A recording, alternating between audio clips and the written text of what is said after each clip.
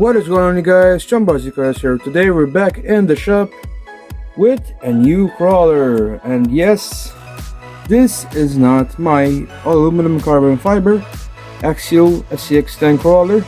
It may look like it, but it is not, obviously. Guess what this stuff is? That's right, 3D print. I got myself a 3D printer, and yes guys, I made some celebrations with it, and I decided to make most of another axial SCX10 chassis. Yes, it's not an axial original, but it is like very similar to the build of it, and I made a lot of chassis components with my 3D printer, as you can see. Now I built this thing myself behind camera because I did not want to like waste a lot of your guys' time, you know. I just went ahead and built this temporary myself, and right now as it sits, it's just a roller. Obviously it's not 100% perfect. I still have to finalize a lot of stuff on it. I have some missing parts. Yes, it has a lot of aluminum components. I have these SCX10 links, the diff links, and yes, these are the same ones which you find on my other crawler, aluminum and carbon fiber SCX10 crawler, which is twin to this. These are the same components, but these are just steel chassis rails, which I bought a while ago because I was going to use this on another build. So it has a lot of main aluminum components. It's gonna have an aluminum 540 motor, a aluminum gearbox. It's gonna have aluminum drive shafts, but I feel a lot safer that way than printing 3D print drive shafts or using plastic ones, because you know aluminum is tougher, you know. I have the same diffs which I have on the other one. These are all aluminum diffs, and they are very strong and beefy. These things never let me down. I just put a regular servo on there. That is a 15 kilo metal gear. I will put a link to that as well in the description. These servos are cheap and they're very good. That's why I use these, because I don't want to spend a lot of money on one, and just I don't use my rigs that much. That is why I'm kind of budget friendly, so I don't end up spending a lot of money, and you know, I don't need high grade stuff, you know. I'm just fine with the good stuff. I got by shock absorbers from AliExpress as well. These are aluminum. They have an aluminum body, and they were decently priced as well. These are not expensive, but I'm miffy about them because first of all, they did not come with shock oil, and I filled them up with some, and when I filled them up, they became very stiff. Now they're not full up to the brim, because when I did that they were like rock solid, but they're like halfway full because I want some lubrication in there. And for some reason, now yes, this is an empty chassis, you know, there has to be the battery here. I'm gonna put the battery in the front, but they're very weird. For some reason they're like stiff. It's like they're compressing air for some reason. I used some of this stuff right here, this 45 weight factory team Lucas oil, which I bought a while ago. It's good stuff. I used it on my FTX Canyon, and these shocks turned out, you know, reasonable. They're very nice for crawling, and I don't know what's the matter with this. I don't know why it's that stiff. It's a bit stiff. Like if I grab this wheel, it won't even flex, just a hair. So I don't know what the issue is, but whatever. Next, I went ahead and installed the electronics. I have a receiver in there. That's my FlySky receiver. Goes with this remote. This is my first remote receiver combo, by the way, and I have a 1060 ESC. You guys know me.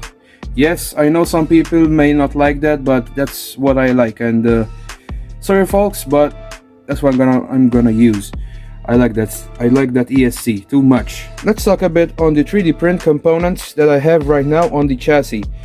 So first, let's start with the front and back. As you can see, back cross members. I found some files on a site, and if you want, guys, you can comment down below and I will provide the files for you.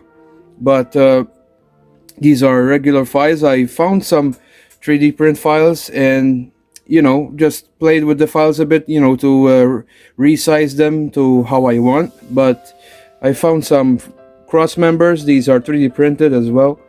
I have these which are made completely solid because, you know, this is suspension and, you know, this is part of the rigidity of the frame. So went with 100% in the 3D print program for these. This is the shock absorber stroke body mount piece, and I also have the like U-piece, U-channel thing here, which clears the servo, as you can see. That's why I printed it that way.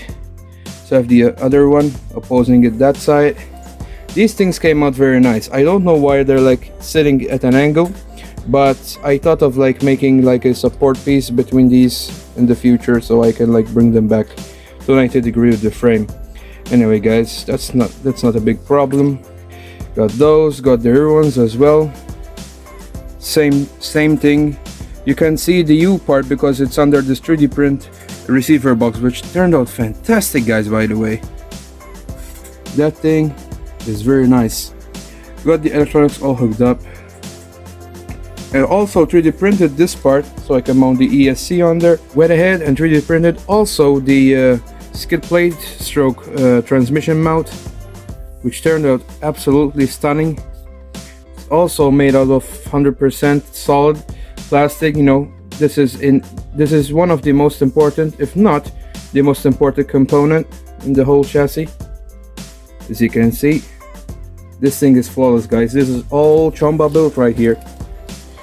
That's right, I built this thing, and hopefully stuff keeps coming in the mail, guys. Sorry it's been a while since I posted a video, but I was hoping that I got something else, so you know, you won't see it this way. I hope that I would at least have gotten the drive shafts. If so, I could have driven it, because yep, I could have rigged this thing. And I have this motor for this, which I'm gonna use. It's a 27 turn 540 brushed surplus hobby motors. These things never let me down, and it's gonna be a tad faster than my other XCL car because that thing has a 35 turn motor in it, and this thing is gonna be a tad faster. And you know, this thing is light, it's not heavy as the other one. The other one has carbon fiber rails all throughout. They're the same dimensions as this, but they're made of carbon fiber, and you know, it's all metal, so it's heavier than this. This thing is light, you know, so that's why I went with this. And also to complement with the new build, I also made some new rims. These are beadlocks, yes, by the way. They're like a different style than, you know, the regular ones with a lot of screws. These things, instead of having a gajillion screws, they have a rim around them, as you can see, where the tire sits. This thing is still with the printing supports for the rim. I still have to clean this up, you will see, guys. And then you have this like a ring thing which goes on it, and then you have this outer ring, which then you have you have to install 4 M3 screws, and the thing is in. And I really love this design. These rims, by the way, look very, very neat. Whatever body we're gonna have on here, this thing is gonna suit. I know it's gonna be classic thing. It's not like my other Dodge Ram. That's like a 2012 model. That thing is new. I want some classic stuff. I'm not sure what I'm gonna pick, but sorry, I'm not gonna, definitely not going to print a 3D print body because number one, guys, it's gonna waste a lot of material, a lot of time, a lot of energy wasted in a body. It's not wasted, but for me, I don't want it because it's gonna be heavy as well. You know, the print becomes heavy, and it's not worth it for me. So I'm gonna get a body. I haven't decided yet what I'm gonna get, but anyways, we'll decide.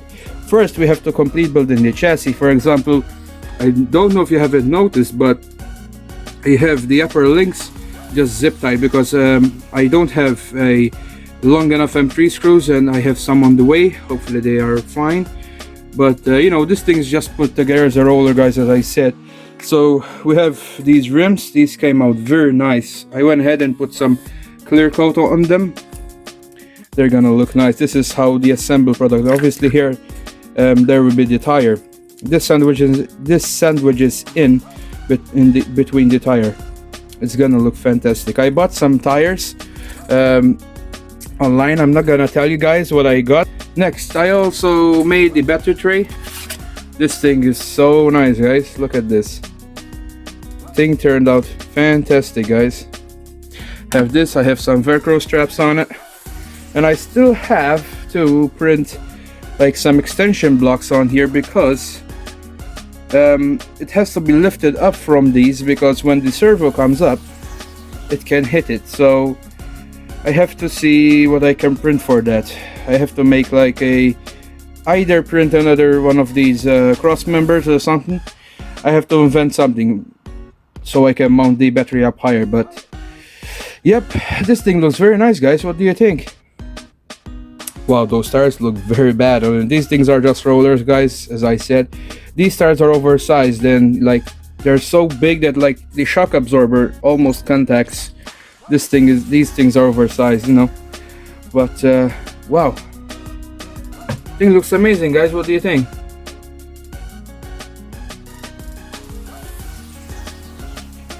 Hopefully stuff keeps coming in soon, guys, and we'll be able to see this thing on the road and on the trail.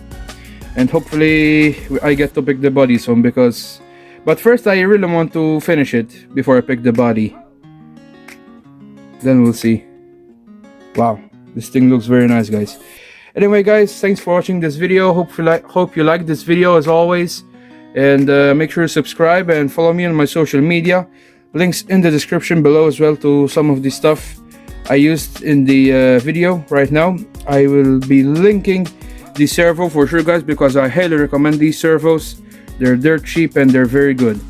I don't know, ESCs and stuff, guys. I will be linking some stuff below, guys, if you're interested in some contents that I featured in this video. And thanks a lot for watching, guys, and see you in the next one. Bye bye.